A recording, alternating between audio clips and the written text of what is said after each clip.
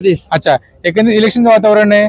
पक्ष माहिती कोणते कोणते उभे आहे या भागात? हा सगळे अपक्षापासून सगळे पक्ष इथं उभे आहेत. हा. कोण उमेदवार दमदार वाटते इथं? हा? दमदार उमेदवार? आम्ही धर्मरक्षक दलाचे कार्यकर्ते आहोत आणि आमची भूमिका अशी आहे, कोण कुठल्याही पक्षाचा, जातीचा, पंथाचा असू द्या, जो हिंदू हित की बात करेगा वही इस प्रभाग पर राज करेगा. अच्छा, मग असे बोलणारे खूप आहे. भाजपा आहे, एकनाथ शिंदे आहे, फडणवीस आहे.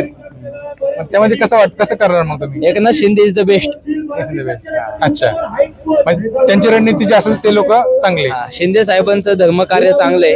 अच्छा, आणि स्वच्छ धर्मकार्य आहे. त्यामुळं शिंदे साहेब ज्याच्या मार्गदर्शनाखाली असेल त्याच्यामध्ये मी तरी वैयक्तिक प्राधान्य असं करू. असं मी समूहाबद्दल पुण्यात किती एकनाथ शिंदे सीट आहे असं वाटतंय? तसं वाटतंय की भरपूर जण भाजपमधनं पण उभे आहेत, भरपूर जण शिंदे गटातून आहेत, काही राष्ट्रवादीतून आहेत, जे धर्मकार्य करतायत. ज्यांनी खरंच भारत मातेची सेवा करायचं मनात ठरवलेले असे प्रत्येक जण यावं असं मनापासून वाटतं.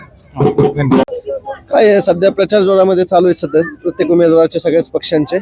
आणि एकंदरीत महानगरपालिकेच्या पूर्ण निवडणुकीची जर आपण आता सध्याची परिस्थिती पाहिली तर प्रत्येक पक्षाने, प्रत्येक उमेदवाराने पूर्णपणे जोर लावलेला, जोमाने काम करतात. कुठल्या उमेदवाराला काय बघून लोकांनी नागरिक मतदान करावं? तसं पाहायला गेलं तर सध्या जे राजकारणाचा जो काही चिखल झालेला आहे, राज्यामध्ये जे एकत्र सत्तेत बसले ते एका महानगरपालिकेत विरोधी पक्ष म्हणून लढतात. पीसीएमसीत पाहिलं तर तेच पक्ष एकमेकांवर आरोप करतात. कुठे कोणाची युती होते, कुठे कोणाच्या आघाड्या होतात.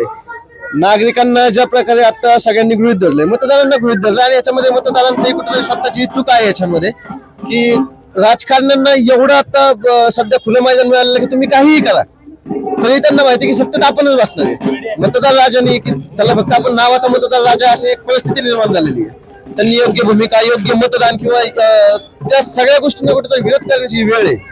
कारण जे उपमुख्यमंत्री आणि मुख्यमंत्री राज्यामध्ये एकत्र सत्तेत नांदतात आहेत, ते आज पीसीएमसीत पाहिलं तर तुम्ही महेशदादांचं आणि त्यांचं जे काय वय चालू आहे, किंवा आज फडणवीसांची जी सभा झाली तिथे, त्या सभेमध्ये ज्या प्रकारे ते बोलले की तुमचं काम बोलतंय, दादांना असं म्हणले ते तुम्हाला उत्तर द्यायची गरज नाहीये, तर तेच पक्ष म्हणजे संध्याकाळी तुम्ही एकत्र बसताय आणि दिवसभर तुम्ही एकमेकांवर टीका करताय. हे फक्त मतदारांना गृहीत धरलंय, जनतेला गृहीत धरलंय म्हणून चाललेलं आहे. माझं एक जनतेला किंवा मतदारांना आणि प्रत्येकालाच एक आव्हान असेल की तुम्ही स्वतः लोकप्रतिनिधींना असतील किंवा प्रत्येकाला एक प्रश्न करा तुम्ही, किंवा तुम्ही कुठे आहेत आणि कशासाठी तुम्ही काम करताय, या गोष्टी महत्वाच्या आहेत.